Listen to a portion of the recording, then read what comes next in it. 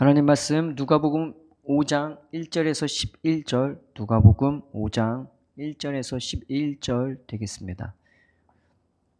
다 같이 한 목소리로 읽겠습니다. 무리가 몰려와서 하나님의 말씀을 들을새 예수는 게네사렛 호숫가에 서서 호숫가에 배 두 척이 있는 것을 보시니 어부들은 배에서 나와서 그물을 씻는지라. 예수께서 한 배에 오르시니 그 배는 시몬의 배라. 육지에서 조금 떼기를 청하시고 앉으사 배에서 무리를 가르치시더니 말씀을 마치시고 시몬에게 이르시되 깊은 데로 가서 그물을 내려 고기를 잡으라.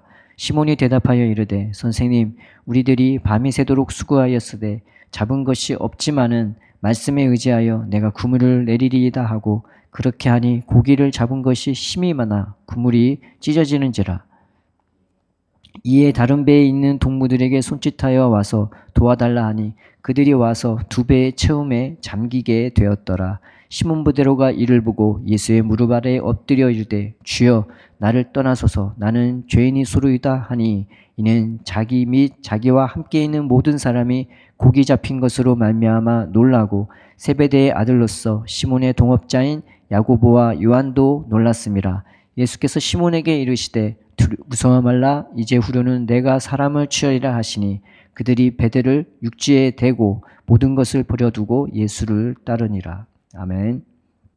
우리에게 그저 그런 은혜 주시려고 우리를 부르시지 않았습니다. 그래서 예수님은 초반부터 확실하게 말씀을 해주셨고 초반부터 이게 너무나 눈에 띌 만한 사람들이 보고 깜짝 놀랄 만한 그런 기적과 이적들을 성경에 보면은 수도 없이 베풀어 주셨다고 말해주고 있습니다. 그래서 예수님은 하나님에 대해 그들이 알던 하나님과는 완전히 달랐고 그들이 알고 있는 종교관하고는 그들의 신앙관행을 완전히 다른 하나님이 얼마나 좋으신지 그리고 하나님이 얼마나 풍성한지를 예수님은 보여주셨어요. 뭘 통해 보여주셨냐면은 이적을 통해서도 보여주셨고 말씀을 통해서도 보여주셨고 또 예수님 자신을 통해서도 하나님이 얼마나 좋은지 그리고 그 하나님이 얼마나 신실하고 얼마나 사랑이 많으시고 또 요만큼 은혜 베풀려고 우리를 부르시는 것이 아니라 가장 귀한 것을 아낌없이 베풀어 주시는 분임을 예수님은 늘 천명하시고 다녔던 것입니다.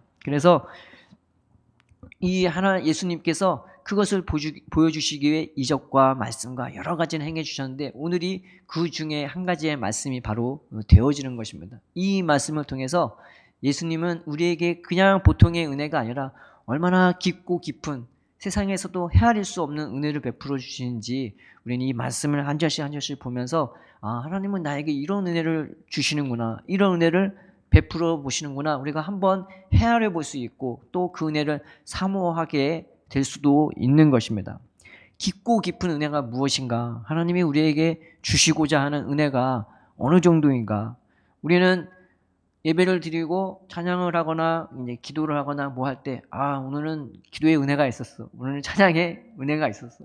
그래서 자기 만족으로 끝날 때가 많이 있었어요. 저도 그럴 때가 많이 있었습니다. 그냥 내 만족으로 예배가 끝나거나 기도가 끝나거나 그럴 때가 많았던 거예요. 근데 눈을 떠서 보니까 그런 은혜는 일상적인 삶에서도 얼마든지 누릴 수 있는 거더라고요. 나는 몰랐어요, 그거를. 그냥 내가 어느 정도 마음이 만족이 되는 은혜라면은 그냥 봄철에, 가을철에 바깥에 나가서요. 내 콧바람을 시원하게 하고 향기로운 바람을 맞아가면서 따뜻한 햇살을 받았을 때 그 자리에서 할렐루야 해도요. 그 기도할 때 받은 은혜, 찬양할 때 받은 은혜랑 별반 다를 바 없는 은혜더라고요. 하나님은 그런 은혜는 우리 일상사는 건데 그냥 널리게 주시는 거더라고요. 난 깨닫지를 못했어요. 내가 뭐 특별히 해야 하나님이 내 약간의 만족해 주시는 그 은혜가 특별한 건 줄은 저는 알았는데 하나님을 만나고 나서는 그게 고정관념이 완전히 깨져버렸어요. 왜냐하면 하나님은 나이가 감당할 수도 견딜 수도 없는 은혜를 막 갖다 부어주시니까요. 요만큼의 은혜 부어주시려고 우리를 부르신 것이 아니었던 거죠. 오늘 말씀에 이 갈릴리 바다는요. 밤에 보통 물고기를 잡습니다. 낮에는 못 잡아요. 안 잡혀요. 그리고 깊은 데서 물고기를 못 잡습니다. 안 잡혀요. 그냥 얕은 물가에서 잡아야 고기가 잡히는 데예요. 그런데 이 시몬과 그 동업자들이 같이 두 배에 있었는데 지금 뭐 하고 있었냐면 밤새도록 일하고 고기 한 마리 못 잡아갖고 거기서 그물을 수선하고 있었단 말이에요. 그물을 정리하고 있었단 말이에요. 근데 예수님이 그 배에 들어가서 하나님 말씀을 그 모인 무리들에게 막 증거했어요. 그러니까 이 베드로는 말씀을 들었던 게 아니에요. 자기 일하면서 무슨 말씀을 하는지 콧귀를 제대로 듣는지 아니면은 이걸 잘 안 듣는지 그냥 듣는 둥 마는 둥 하면서 일을 하면서 들었던 거였어요. 그런데 말씀이 끝나자 예수님이 황당하게도 이 전문가인 물고기 전문가인 베드로에게 깊은 데로 가서 그물을 던지라고 그 말을 하는 거예요. 자기 상식과 자기의 톱밥으로는 이건 어림도 없는 말씀이었던 거예요. 그런데 깊은 데로 가서 던지라니까 지금 아침 시간인데 아침 시간 이제는 밤에 끝났고 그리고 깊은 데는 물고기든 잡히지도 않는데 전혀 안 맞는 시간에 물고기가 와서 던지라니까 베드로가 하나 말씀에 한번 의지해서 한번 해보겠다고 이제 한 겁니다. 그런데 거기서 그물을 던지니까 무슨 일이 일어났냐? 그 그물에 물고기가 잡히는데 보통 잡히는 게 아니라 많이 잡혔어요. 근데 많은 정도도 아니고 심이 많은 거였어요. 자기 평생에 그렇게 잡아본 적이 한 번도 없는 거예요. 많이 잡아도 그건 대박인데 그거를 훨씬 뛰어넘는 정도였어요. 그리고 어느 정도였냐? 그물이 찢어지는 거예요. 자기의 그물로는 어림도 없는 그런 은혜를 거기서 베드로는 맛봤던 겁니다. 그것도 안 되니까 자기 동업자도 얼른 일로 와서 갖고 나 좀 도와주라고. 그래서 갔어요. 두 배에 될 줄 알았는데 그 배 두 배도 가득 그 물고기가 차고요. 배조차 잠기게 돼버린 거예요. 하나님의 은혜는 이와 같은 겁니다. 내 수준으로 감당할 수 있는 은혜를 주시는 게 아니라 내 생각과 사고, 내 경험의 한계를 다 채우고 장갑버리고 그것을 터지고 찢어지게끔. 그래서 이 사람들이 어떤 반응을 했냐? 다 놀라버린 거예요. 놀라버린 거예요. 다 놀랐다고 성경은 나와요. 그리고 베드로는 어떻게 됐냐? 예수님 앞에 엎드려 버렸어요. 한마디로 말하면 자빠진 거예요.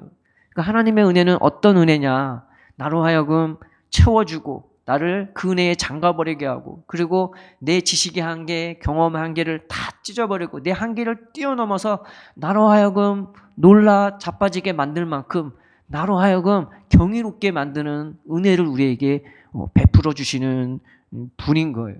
그래서 하나님은 그렇게 내가 감당할 수도 거부할 수도 견딜 수도 없는 은혜와 사랑을 우리에게 베풀어 주기 위해 우리를 부르시는 거였습니다. 그래서 우리가 잘 아는 무디 목사님도 막 부흥회를 인도하러 막 기도를 하면서 가는데 너무 뜨거우니까 하나님이 부어주시는데 뭐 감당을 못하게 막 성령을 부어주시는 거예요. 그러니까 막 가다가 마차를 멈춰 세우고 그 추운 겨울날에 전봇대 붙잡고 너무 시원하니까 그거 붙잡고 하나님 나 제발 좀 성령님 좀 그만 좀 내 안에 부어달라고. 나 뜨거워서 못 견디겠다고. 근데 하나님의 은혜는 그런 은혜를 내가 감당할 수 있는 내 한계에 그저 약간의 만족을 주기 위한 그런 은혜를 베풀어 주시는 것이 아니라 나로 하여금 채워지고 잠가지고 그리고 찢어지고 놀라 자빠질 정도로 하나님은 은혜를 그렇게 부어 주시는 분인 것입니다.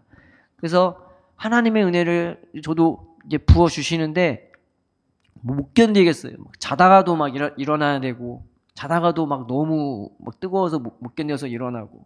그래서 하나님 앞에 이제 하나님 어떻게 이렇게 나를 사랑하냐고 묻기도 하고 때로는 하나님과 교제하기도 하는데 그러면서 내가 예전에 가졌던 모든 것을 다 버릴 수밖에 없었어요. 그 하나님을 아니까 나는 하나님 몰랐구나. 나 인생 헛살았구나. 나 하나님 정말 몰랐네. 하나님은 나한테 뭔가를 요구했던 것이 아니었던 거더라고요. 하나님은 나한테 뭘 하기를 바랬던 게 아니었던 거예요. 하나님은 나보고 하는 말이 너는 가만히 있어봐. 좀 들어봐봐. 좀 봐봐봐. 내가 너를 얼마나 사랑하는지. 내가 너를 얼마나 아끼는지. 내가 얼마나 너를 위해서 일하고 있고 너를 위해서 내가 살고 있는지. 나를 좀 보고 나에게 대해 내 말을 좀 들으라고.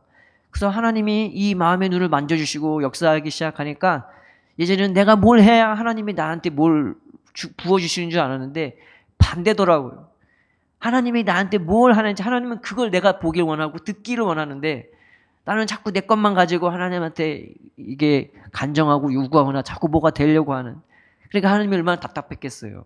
그래서 하나님이 나한테 그 은혜를 부어 주시기 시작하면서 저는 예전 것을 다 버릴 수밖에 없게 되었던 것입니다. 그래서 내가 뭘 해야 하나님이 역사하시는 것이 아니라 하나님이 역사하시는 것으로 말미암아 내가 주님을 따라가게 되는 은혜로 그 하나님의 은혜가 저한테 막 가득가득 부었어요. 못 견딥니다. 늘 놀랄 수밖에 없고 늘 주님 앞에 엎어질 수밖에 없어요.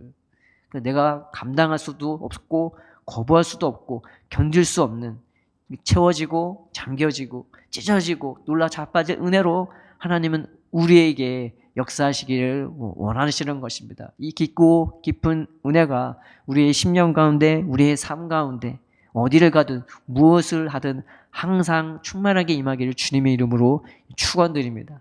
두 번째 깊고 깊은 은혜는 또 뭐냐? 첫 번째처럼 이 사람들이 다 놀래갖고 그 하나님의 말씀이 더 귀를 기울일 수밖에 없는 거예요.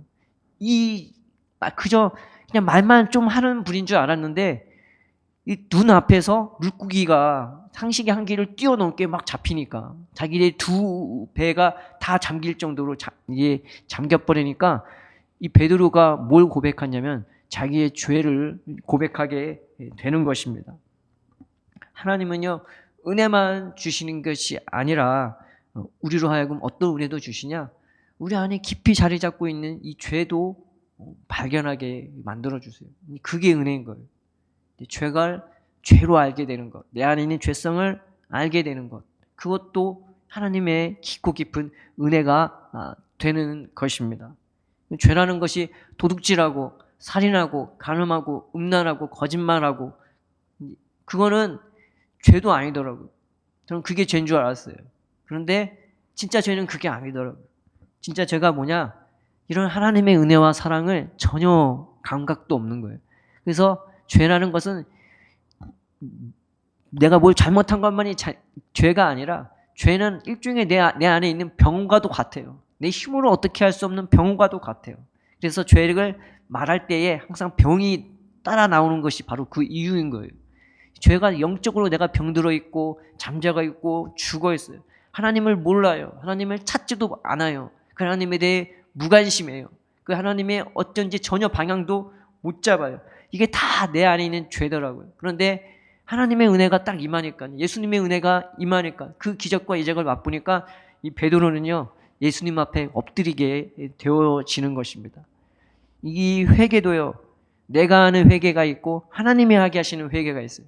내가 하는 회개는 그저 후회하고 반성하고 그리고 결심하고 결단하거나 아니면 반대로 내 인생 내팽개치고 나 이것밖에 안 되는데 내 인생은 끝났다고 혼자 낙심하거나 좌절하거나 그렇게 끝날 수도 있는 것입니다. 내 회개는 항상 나의 결심, 나의 후회로 끝나버려요. 그런데 하나님이 하게 하는 회개는 달라요. 뭐가 다르냐? 나로 하여금 예수님 앞에 엎드러지게 만들어버려요. 왜 예수님 앞에 엎드러지냐? 이 죄가 너무 무거운 거예요. 이 죄가 내가 감당할 수가 없어요. 이 죄가 너무나 많아요. 그러니까 예수님 앞에 엎드러져요. 왜 엎드러지냐? 주님 나 좀 도와달라고. 주님 나 좀 살려달라고. 뭐 복잡한 거 아니에요. 막 말을 많이 하는 거 아니에요. 그저 그 주님 앞에 예수님 나 좀 구해달라고. 나 좀 살려달라고. 내가 이걸 어떻게 할 수가 없어요. 근데 감사하게 예수님은 의인을 부르러 온 것이 아니라 죄인들을 부르러 오셨고 병든 자를 부르러 오셨고 죽은 자를 살리러 오신 거예요. 그것이 우리에게는 위로가 되고 소망이 되어준 거 아니겠습니까? 그래서 이 은혜를 받으면요. 하나님의 깊고 깊은 은혜를 받으면 내 죄가 깨달아져요. 이 죄가 없으면 내가 나의 죄에 대해 반응하기보다는 다른 사람의 약점, 다른 사람의 모난 것, 다른 사람의 그 안 좋은 됨에 더 막 내가 반응할 수밖에 없어요. 근데 은혜를 받아서 내 죄를 깨달으면요. 주님 내가 죄인입니다 하고 예수님 앞에 엎드러지고 그 예수님 나 좀 도와달라고 주님 앞에 도와달라고 간구할 수밖에 없는 것이죠. 오늘 말씀에 보면은 예수님의 무릎 아래 엎드렸다고 나와 있어요. 그때 상황이 어떠냐? 배가 지금 잠기고 있는 상황이에요. 물이 가득한 거예요.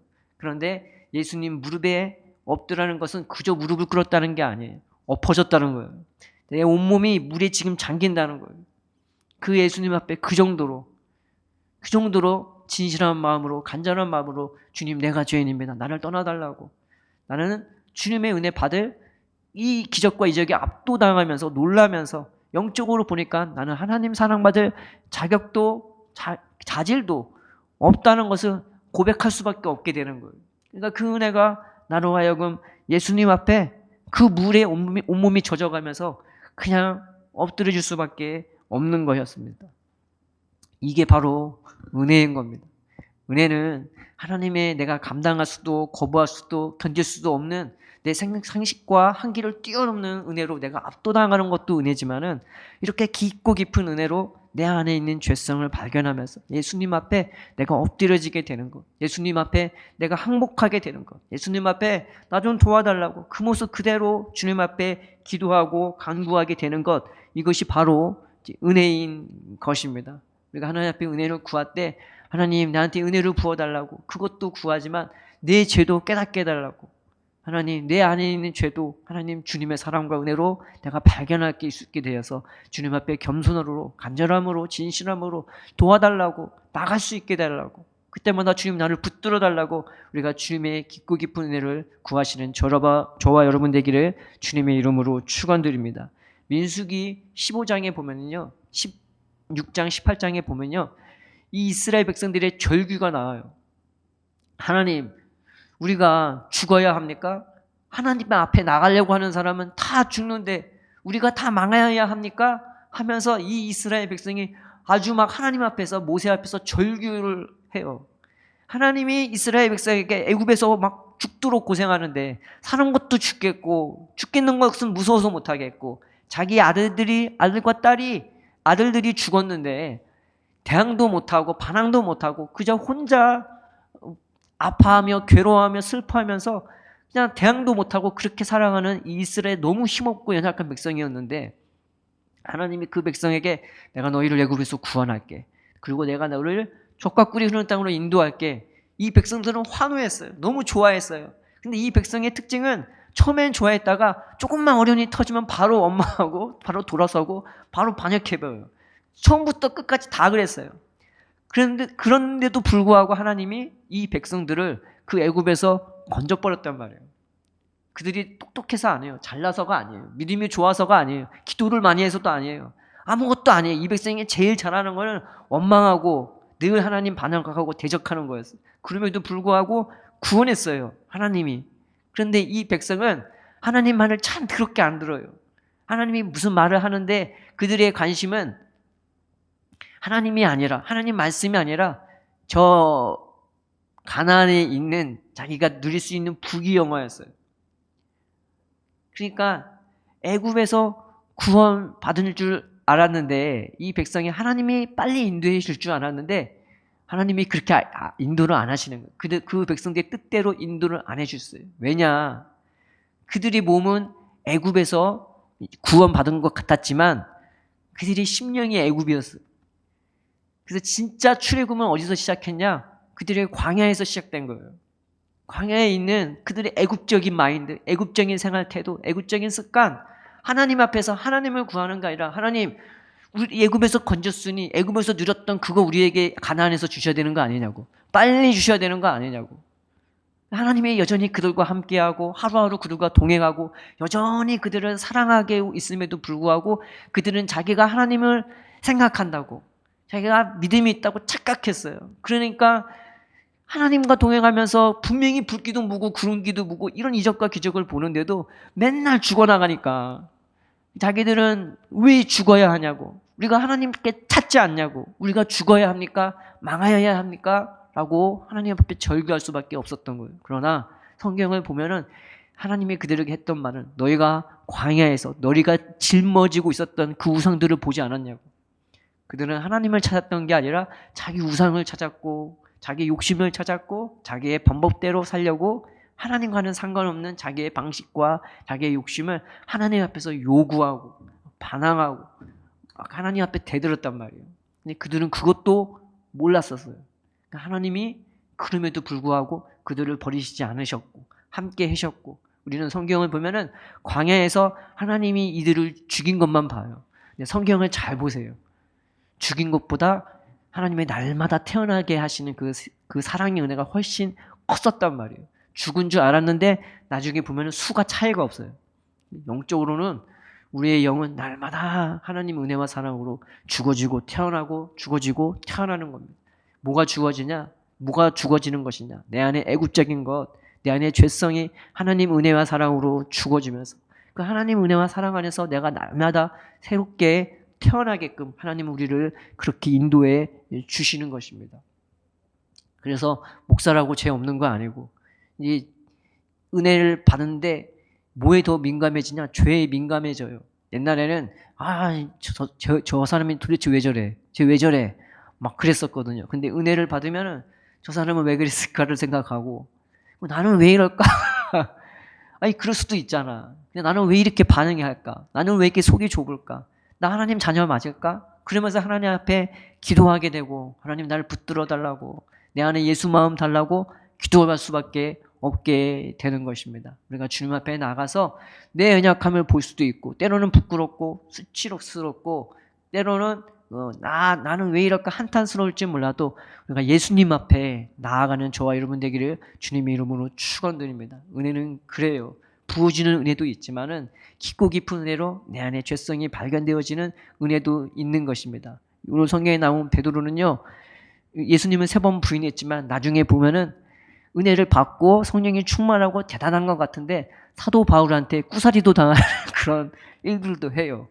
한창인 선배인데 한참의 어린 후배한테도 꾸사리 당하는 얼마나 우리 인간이 연약합니까? 근데 또 하나님은 이 베드로도 얼마나 사랑하고 베드로는 베드로답게 사랑하고 바울은 바울답게 하나님이 사랑해 하시겠습니까? 그래서 이 말씀을 붙잡고 하나님 나도 내 죄를 발견해서 주님 앞에 엎드려 줄 수 있는 은혜를 달라고 그저 한탄만 하지 말게 하시고 아니면 그저 하나님을 빗나간 인생 살지 말게 하시고 예수님 앞에 그냥 간단하게 주님 나 도와달라고 엎드러질 수 있는 은혜를 이 깊고 깊은 은혜를 나한테 달라고 우리가 주님 앞에 나아가는 저와 여러분 되기를 바랍니다. 깊고 깊은 은혜는 뭐냐? 분명히 베드로가 예수님 앞에 완전히 납작 엎드려졌어요. 온몸이 물에 젖으면서 엎드려졌어요. 그래서 나 같은 사람은 이 은혜 받을 자격도 없는데 자절도 안 되는데 근데 속으로는 또 한편으로는 주님 나를 구해달라고 불쌍히 여겨달라고 그런 마음도 있었겠죠. 근데 예수님이 어떻게 하셨냐? 그저 내가 내 죄를 용서할게 이 정도로 끝나지 않았습니다. 아니면 내가 내 죄를 용서할 테니까 네가 하던 일 계속하면서 하나님 잘 섬겨 그렇게 하지 않았어요. 예수 그 베드로를 보면서 하신 말씀이 나를 따라오라. 내가 너희를 사람에 낚는 사람을 취하는 어부가 될게 하라고. 내가 이제부터 사람을 취하게 될 거라고 말하게 되었습니다. 그냥 용서로 끝난 게 아니라 이 베드로의 신분을요 확 끌어올려 갖고 자기 수준으로 만들어 버린 거예요. 베드로야, 내가 겨우 너희 죄만 용서하는 수준으로 내가 너를 사랑하지 않아. 너 나랑 같이 가자고. 나랑 같이 동행하자고. 나랑 같이 동역하자고. 나랑 같이 동거하자고. 예수님이 베드로를 그렇게 불러주신 것입니다. 예수님은 그저 용서만 하고 말씀 택 주면서 네 알아서 살아라고 우리를 그렇게 명하시지 않습니다. 예수님은 늘 우리와 함께하면서 나랑 같이 가자. 나랑 함께하자. 나랑 동역하자. 나랑 동거하자고 주님은 우리를 그렇게 초청하시고 계시는 것입니다. 그래서 이 사람들이요. 베드로만 예수님을 따라간 게 아니라 그 자리에 있었던 사람이 전부 다 예수님을 따라가요. 근데 어떻게 따라갔냐? 모든 것을 버려두고 예수님을 따라가요. 초점은 모든 것을 버렸다는 데 있는 것이 아니에요. 모든 것을 버리는 게 아니라 예수님을 따라가는 것이 너무 좋은 거예요. 그 말씀을 하신 그 말씀이 결단 헛된 말씀이 아니라는 것을 이적을 통해서 보면서 다 같이 예수님을 우르르 따라가요. 그 예수님을 따르는 게 얼마나 기쁘고 얼마나 감사하고 얼마나 영광된지 모든 것을 버리는 게 아깝지가 않았던 것입니다. 우리는 신앙생활 하면서 혼동할 때가 있어요. 내가 예수님을 따르는 것이 모든 것을 버리는 것이 예수님을 따른다고 착각을 해요. 근데 아니에요. 모든 것을 버리는 것이 예수님을 따르는 게 아니에요. 예수님이 너무 좋으니까 모든 것을 버릴 수 있는 거예요. 아깝지가 않은 거예요. 예수님과 함께하고 예수님과 동행하며 예수님과 동거하는 것이. 내가 오늘 예배를 하고 내가 오늘 헌금을 하고 내가 봉사를 했으면 그것이 예수님을 따르는 거라고 착각을 해요. 근데 별개일 수 있단 말이에요. 네, 기도를 하고 예배를 드리는데 예수님을 안 따르는 사람이 너무 많아요. 너무 많아요.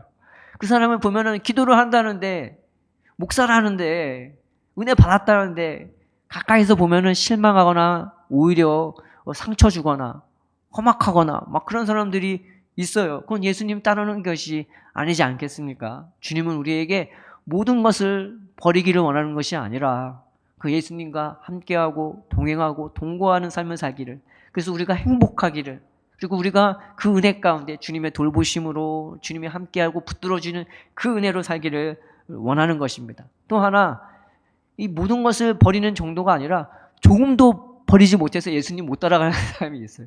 아까운 거예요. 그게 예수님 잘 모르면 그러더라고요. 아직 하나님이 능력도 모르고 기적도 모르면은 모든 걸 버리는 게 아까운 게 아니라 요만큼 버리는 것도 아까워서 예수님을 못 따라가요. 그 예수님 따라가는 게 무슨 거 막 버리는 거라고 착각해서 막 그것도 두려워하고요. 요만큼 버리는 것도 무서워하고 힘들어하고 아까워서 그렇게 못하는 사람이 있습니다. 또 그런 사람이 있는 반면 예수님을 따르는 목적이 뭐냐? 모든 것을 얻기 위해 예수님을 따르는 사람이 있어요. 예수님이 너무 좋고 사랑스러워서 예수님을 따르는 것이 아니라 이 예수님 따르는 것도 본인이 착각하는 거예요. 내가 좀 오늘 하루에 1시간 기도하고 오늘 내가 뭘 봉사를 하고 그게 예수님을 따르는 거라고 착각을 할 때가 있는 거예요. 물론 그것도 은혜고 그것도 감사할 거죠. 근데 예수님이 원하는 거는 우리에게 베풀어 주시는 은혜는 같이 살자는 거예요. 같이 가자는 거예요. 내가 너를 함께 할게. 너 나와 같이 가자. 같이 걷자. 같이 일하자. 같이 먹고 같이 자자고. 하나님은, 예수님은 우리를 그렇게 초청하고 있는 것입니다. 그런데 내가 그런 삶도 아니고 반대로 기도에, 교회에서 하는 여러 가지 행사나 여러 가지 예배 순서에 참여하면서 하나님, 내가 이렇게 예배하고 이렇게 기도하니까 주님 내게 모든 것을 달라고.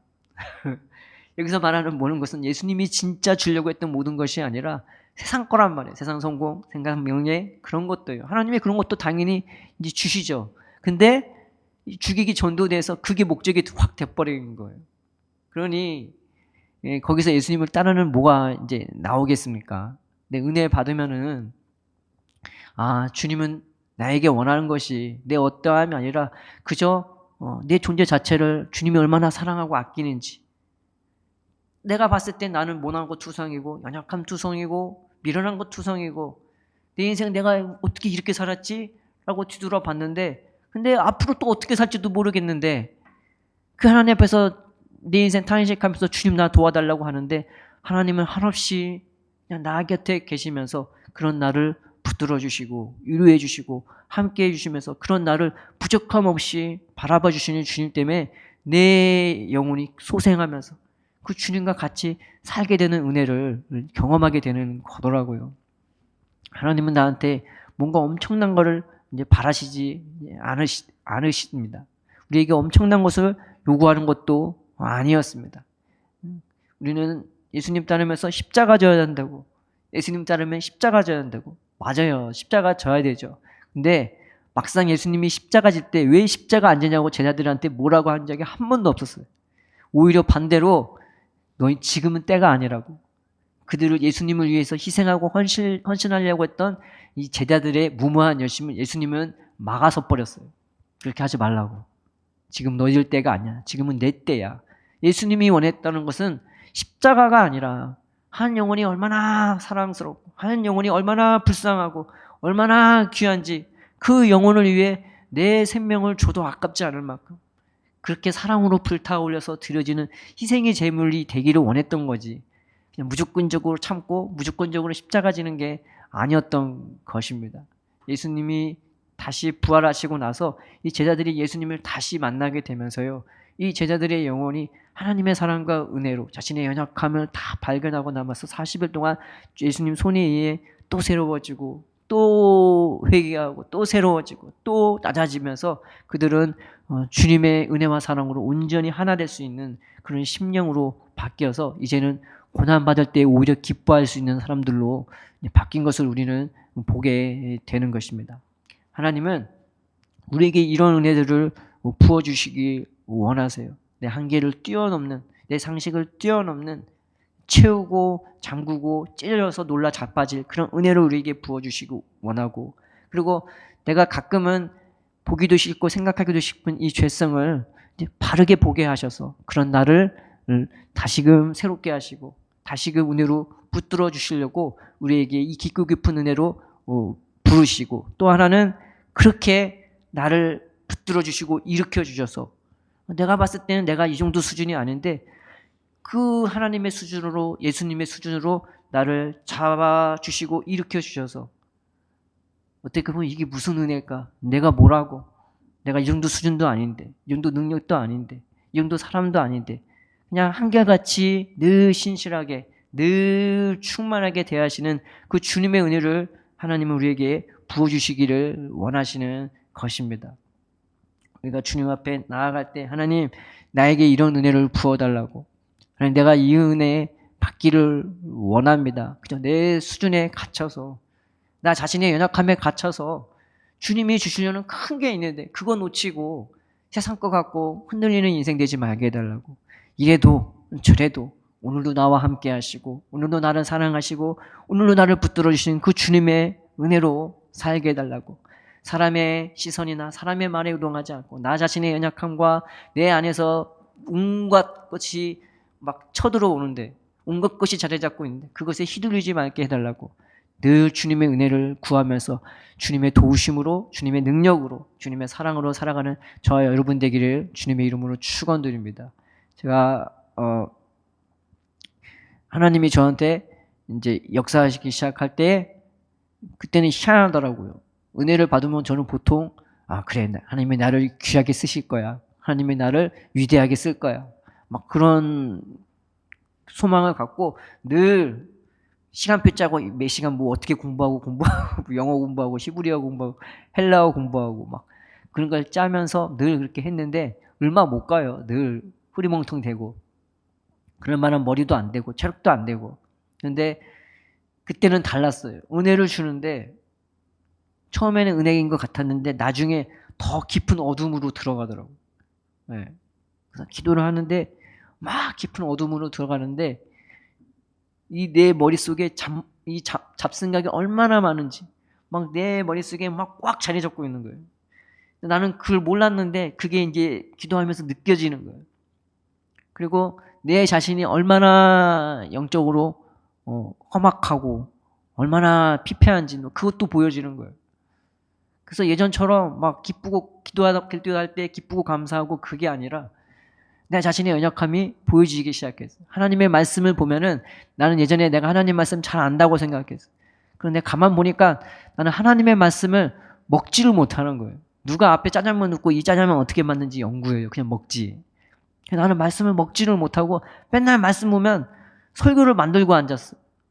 그래서 그 설교를 이렇게 만들고 저렇게 만들면서 나 혼자 감탄해갖고 대단한 말씀이야. 나 혼자 착각했어요. 가만 보니까 나는 말씀을 먹지도 못하더라고. 그런 기도할 때마다 그런 것들이 막 보이기 시작하는데 주님 앞에 기도할 때 주님, 나 좀 도와달라고. 내 머리에 이게 너무 많은데 내가 어떻게 할 수가 없다고. 기도할 때마다 튀어오르고 말씀 올 때마다 튀어나오고 이게 자동이라고. 주님, 나 좀 고쳐달라고. 나는 내가 어디에 서 있는지도 모르겠고 어디로 가고 있는지 모르겠고 주님 제발 내 눈 좀 뜨게 해달라고 기도했는데 그거 기도가 딱 그것밖에 없었어요. 근데 그때부터 하나님이 일하시고 역사하시기 시작하니까 그때부터 막 오늘 같은 은혜를 막 들이갖다 부어주시더라고요. 그러자 말씀이 볼 때 기쁘고 감사할 수밖에 없는 거는 그 말씀이 내 삶 속에 다 이루어지는 거예요. 내가 뭘 한 게 아니에요. 하나님이 하시. 하나님이 날 사랑하시고 하나님을 내 모습 그대로 바라봐 주시고 그게 나를 바꿔나가기 시작하는 거예요. 그래서 이제 혈기가 그때 많이 죽었죠. 엄청 죽었죠. 그때 이후로 하나님 이런 분이구나. 하나님 이런 분이구나. 나 하나님 정말 몰랐네. 나 하나님 정말 몰랐네. 나 인생 헛살았었네.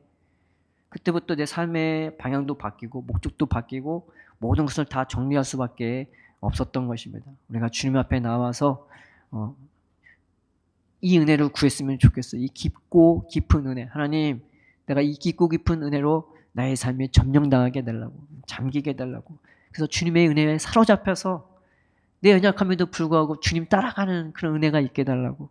주님이 직접 책임지시고 돌보시는 이 은혜로, 이 깊고 깊은 은혜로 나를 붙들어 달라고 주님 앞에 간구하고 또 그 은혜를 받아 누리는 저와 여러분 되기를 주님의 이름으로 축원드립니다. 기도하겠습니다. 살아계신 하나님 아버지, 감사합니다. 우리가 무엇이간데 주께서 이렇게 우리를 아끼시고 사랑하시고 끊임없이 말씀하시고 기적과 이적을 베풀어 주시며 우리의 삶 가운데 함께해 주십니까? 네, 하나님 아버지, 그 2000년 전에 일어났던 역사처럼 예수님을 통해 우리의 마음과 심령을 다스려 주시옵소서.